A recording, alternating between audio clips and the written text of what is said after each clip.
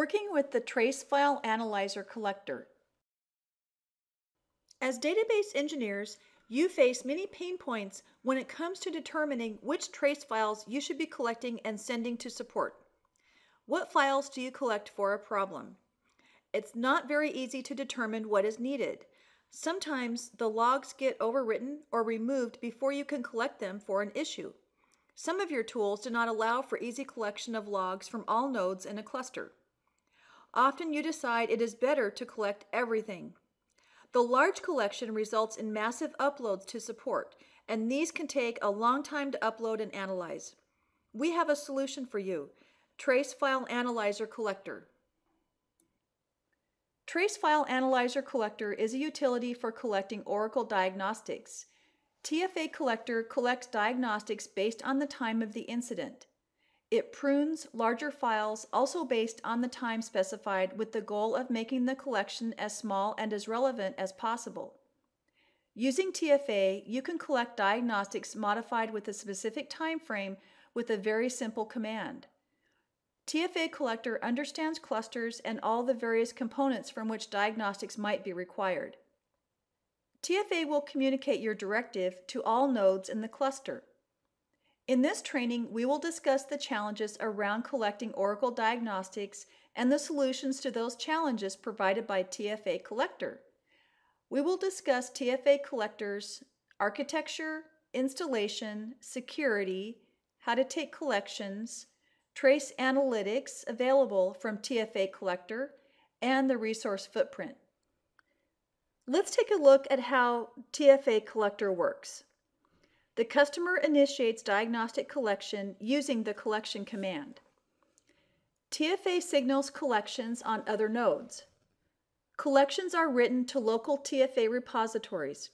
In a normal state, TFA periodically stores file and resource metadata for use at collection time. It also tails the CRS, ASM, and DB alert.logs, watching for significant events like ORA 600, ORA 7445, ORA 4031, evictions, and instance terminations. Local collections are copied to the master TFA node. The customer transfers collections to Oracle support. TFA Collector knows about all the standard diagnostic destinations for Oracle products and the operating system, and it discovers them automatically at install time. Thereafter, it periodically inventories those directories by making note of new files and modified files. TFA probes the files to determine the earliest and most recent timestamps in the files, and it stores that as metadata for later use. TFA categorizes trace and log files by component. When a collection is triggered, an inventory is performed to sweep up the most recently created and/or modified files. Based on the time specified and the metadata stored, TFA works out which files are candidates for the collection, which is cluster-wide. Larger files are pruned to reduce the size of the upload while preserving the relevant diagnostics.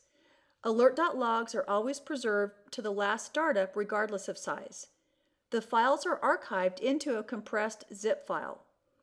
Each node will produce a collection unless the collection directive specifies certain nodes in the cluster. As stated earlier, TFA Collector is always on, continuously monitoring alert.logs and doing periodic discovery and inventories, and if auto collection is configured, doing collections as needed. The TFA control is the command interface for TFA Collector, and it is used for all TFA management tasks. Root privilege or sudo control is needed for performing most configuration tasks since TFA Collector runs as root so that it can access any file that might be needed for support, and since many files that are typically needed are owned by root. As of TFA version 3.1, non-root users are allowed to take collections and run other basic commands, including using the Analyze feature for analyzing alert.logs, system message files, and OS Watcher data. Here is a listing of the command syntax for TFA control. The commands most often used by non-root users will be diag collect to take collections, print to print out various information like status and configuration, analyze to perform analytical summarizations of what is going on with your system, and directory to add or otherwise manage directories that are accessible to TFA Collector. The commands most often used by root users are access to set up access control lists and manage user access, directory to add or otherwise manage directories that are accessible to TFA Collector, set to change to the configuration settings and behavior of TFA Collector such as repository maximum size and location, etc., purge to manage space in the TFA repositories, and host to add or remove hosts from the TFA Collector configuration. Here is a listing of the options for the print command. Now let's talk about installation. The supported platforms are listed. TFA Collector is installed by default on 11.2.04 and will be installed by default in future versions of 12c. TFA Collector version 2515 is installed with 11.2.04, and it is recommended to upgrade those installations to TFA Collector version 3.2 or higher in order to get the latest features like the non-root collection and the analyze functionality. During the upgrade, TFA Collector detects earlier versions, distributes the new version to remote nodes, and upgrades on those nodes. For other versions, it is recommended that you download TFA Collector from the My Oracle Support document ID 1513912.1 and install it to upgrade the collector. Regardless if you're upgrading or installing, the instructions in this demo are relevant to you. This example shows the options available with the install TFA Lite command. Here you can see that to install, you invoke the install TFA Lite script specifying the location where you want TFA Collector installed, referred to as TFA base. Note that the install must be performed as root or using sudo control.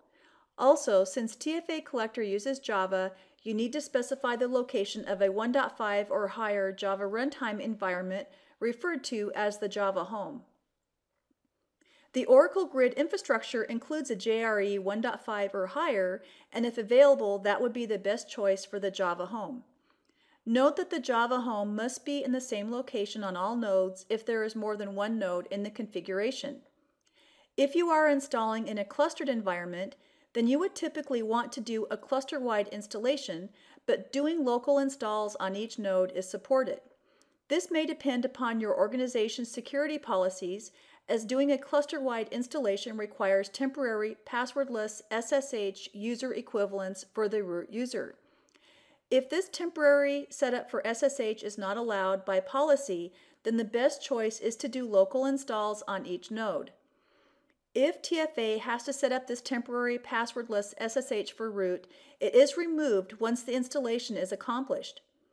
Note that this passwordless SSH user equivalence for root is only required for the initial installation, and that in the future when upgrading, TFA is not required.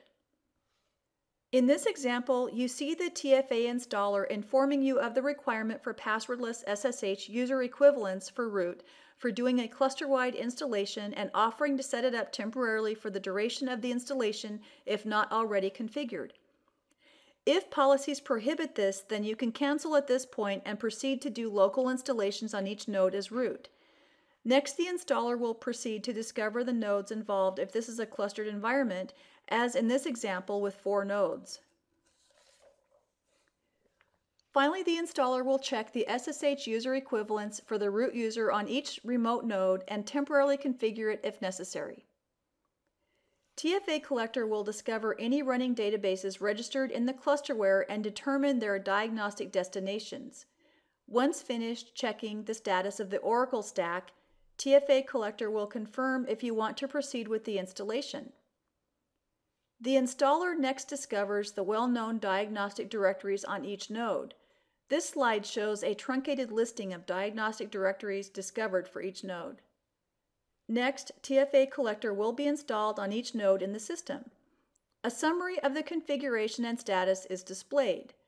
The port is the port used for secure communications between the TFA collectors on each node. The ports used will not necessarily be the same on all nodes. And also note, in this case, version 3.2 was installed. An inventory is started on each node assuming the defer discovery flag was not used when invoking the installer.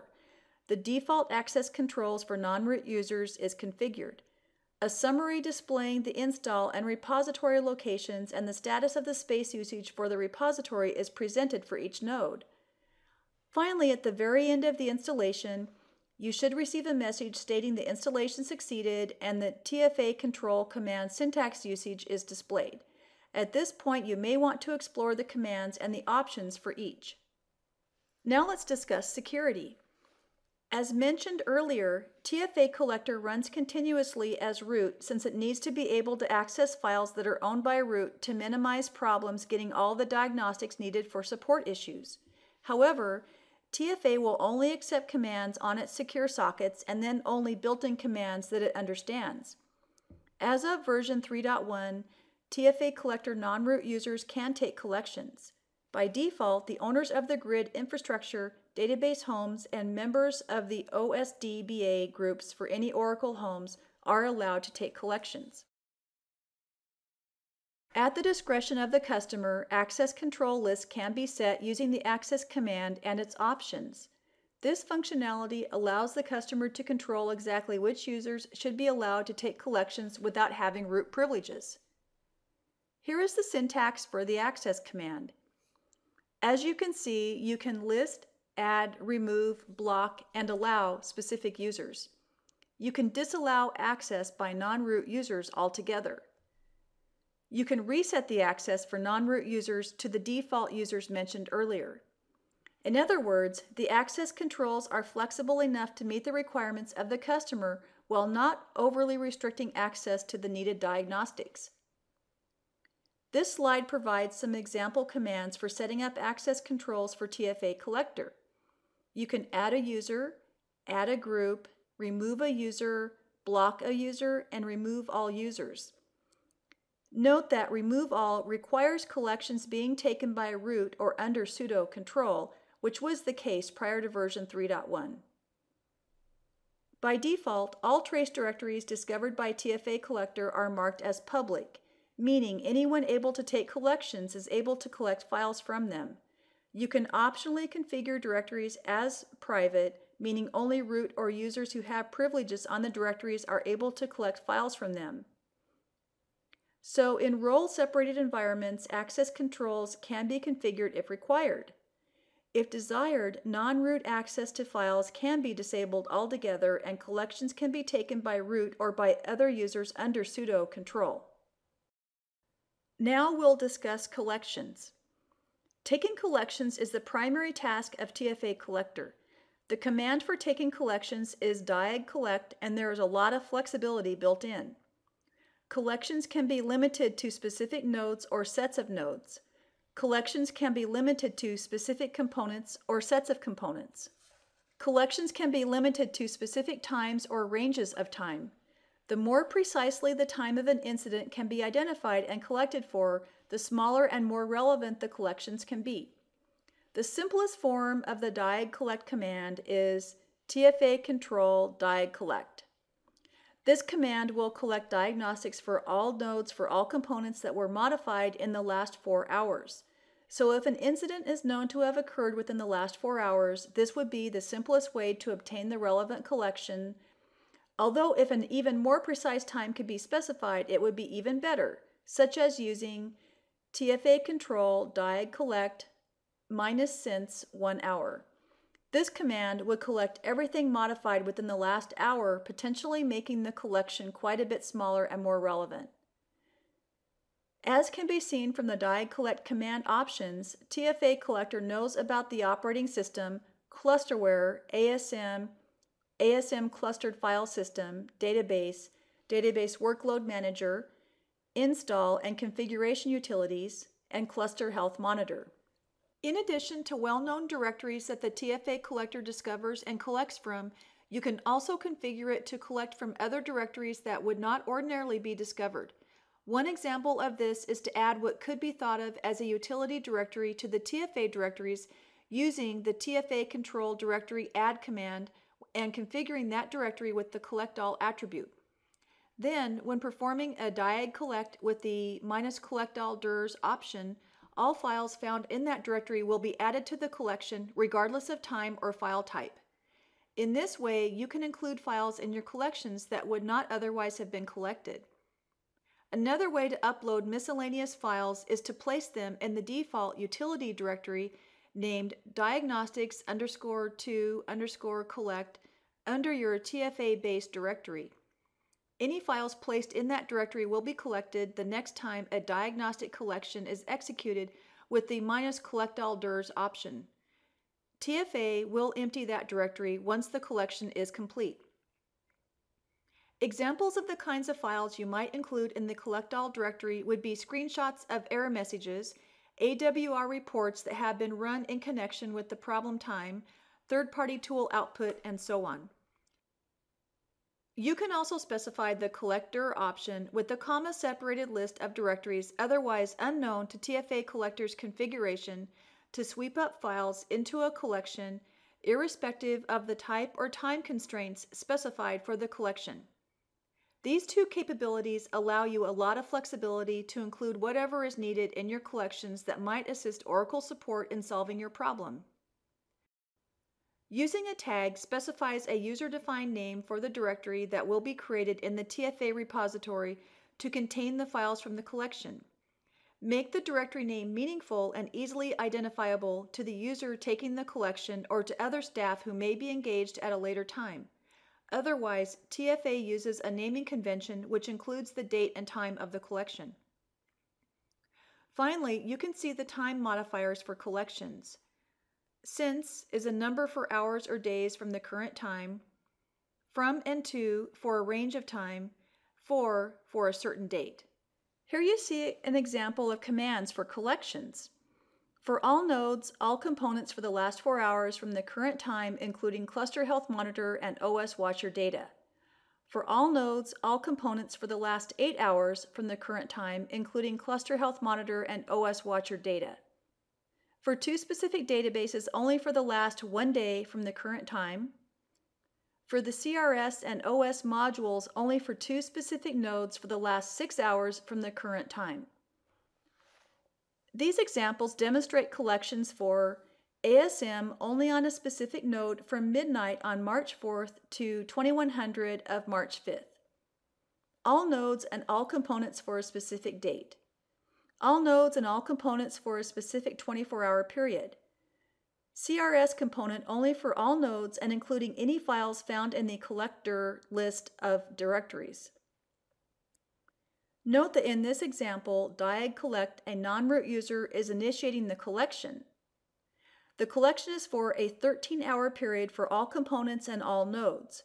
As the collection proceeds, you receive feedback to monitor the progress of the collection. You can see that a cluster-wide file inventory is conducted to get the most up-to-date metadata for files that might be of interest for the period specified. You can see that the collection directive is communicated to remote nodes.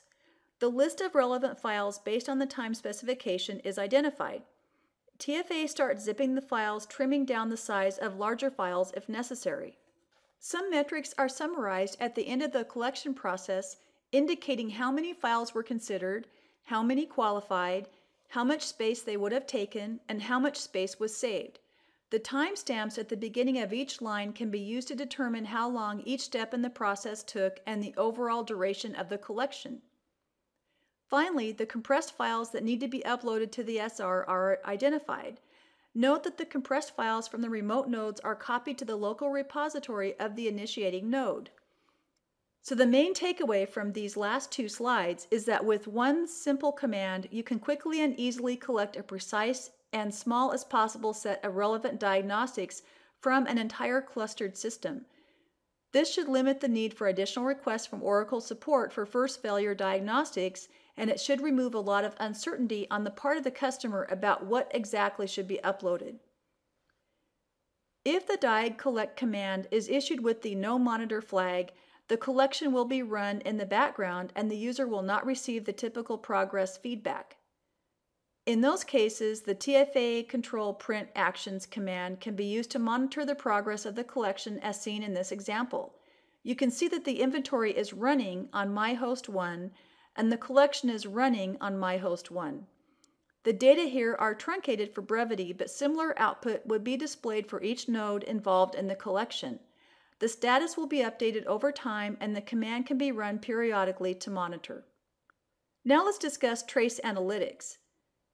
A powerful feature of the TFA Collector is the analyze command, which can be used to analyze and summarize the following files: CRS alert log, ASM alert log, database alert logs, system message logs, and OS watcher data. Analysis can be limited to component, time, specific search patterns, and error types. Here are the options and time modifiers to the analyze command. Search is used for string pattern matching. Comp is used to specify specific components. Type can be used to specify error, warning, or generic messages. Currently, the most significant use for analyze is summarizing messages by type, such as error, warning, and generic, searching for and summarizing search patterns, summarizing OS Watcher top data, summarizing OS Watcher slab info data. These examples demonstrate the command syntax for each of these options. This is an example of the output from an analysis of generic messages. Similar analysis can be done for errors and warnings. Here is another example of output for an analysis for generic messages. Example of output for a pattern match search, ORA, in this case over the past week. This is an example of the analysis of the OS Watcher top data. Note the following data provided for each metric: first sample, highest and lowest sample with their times, average, count of non-zero samples, third to the last sample, second to the last sample, and trending data. This is an example of the analysis of the OS Watcher slab info data. The metrics are summarized in a similar way to the top data. First sample, highest and lowest samples with their times, average, count of non-zero samples, third to the last sample, second to the last sample, and trending data. Now it's time to discuss the resource footprint. A question that is often asked is about the resource footprint of TFA Collector. The answer is that it is small. TFA Collector runs as a Java process, and as stated earlier, TFA Collector is always on and is never really idle. At minimum, it is constantly tailing the CRS, ASM, and database alert.logs looking for significant events. This activity doesn't require much CPU. Periodically, TFA Collector performs a file inventory. During the duration of an inventory, you might notice some CPU utilization in top. When a collection is performed, you will notice some CPU being consumed by TFA Collector, but we have never received any complaints about TFA utilizing too much CPU. For the most part, you won't even notice it running. As you can see in the example, TFA Collector would be tailing alert.logs, and no Java process is even evident. This is a test system, and there is not much activity on this system. If we were observing a system with a lot of activity, then the TFA Collector would be an even smaller portion of the CPU activity. In this slide, TFA Collector is performing a collection which involves doing an inventory and then copying and zipping a lot of diagnostic files. You can see that a Java process is the top consumer of CPU at this point in time. This CPU utilization will fluctuate. In this particular system, there are 6 CPUs, and as you can see from the load average, the load on the system is not really significant. In the previous slide, before the collection began, the first bucket of the load average histogram was 14. So the load average roughly doubled, but the load is still not significant.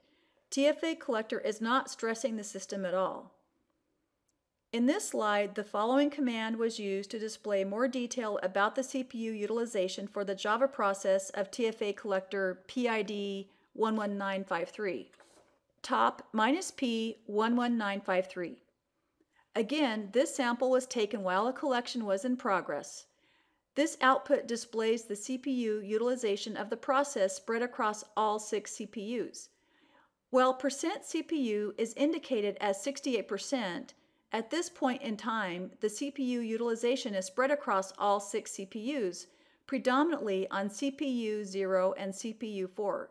The CPU utilization during the collection will fluctuate on each CPU, but on the whole, the load on the system is not significant. At this point, the TFA Collector collection has completed, and as you can see, the CPU utilization for the 11953 process has subsided to practically nothing. Another aspect of the resource footprint of TFA Collector is the storage. This slide displays the result of the TFA control print config command, which shows the impact of having done 2 collections on a freshly installed system. The default size for the TFA Collector repository on each node is 10 gigabytes. As can be seen after taking 2 cluster-wide collections, the result is that 44 megabytes out of 10 gigabytes has been consumed on one node.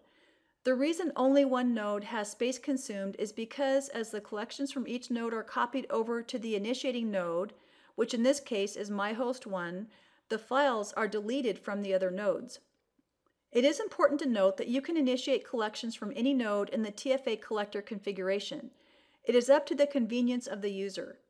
Should the repository fill up by reaching its maximum configured size, TFA Collector simply stops taking collections until space is cleared in the repository or the maximum size of the repository is increased. This behavior protects from inadvertently filling a file system. You can use the TFA control purge command to purge older collections from the repository and free up space. In order to manage the repository storage, you can also change the location of the repository to a shared file system, for instance on a filer, where there is a large amount of free space. This slide shows the collections that were taken and the files that were created. The zip files are the ones that would be uploaded to an SR. In this case, there are 4 nodes and there is a zip file for each one. The size of collections will vary based on many variables such as how many nodes, the time window specified, the components specified, the number and size of trace files having been generated, and so on. In a database consolidation environment, care should be taken not to collect files for every database, as that is bound to take longer, occupy more space on the file system, and result in much bigger collections. In that situation, collections should be targeted at the database or databases having been affected by an issue rather than all databases. The point is that you are in control of each collection, and the more targeted the collections, the better they will be for many reasons. It is probably not a good idea to leave old collections laying around taking up space, and you should periodically purge your repository. So this has been an overview of the Trace File Analyzer Collector installation and collection features. See the related documentation at My Oracle Support for more information. Look for document ID 15139121.1.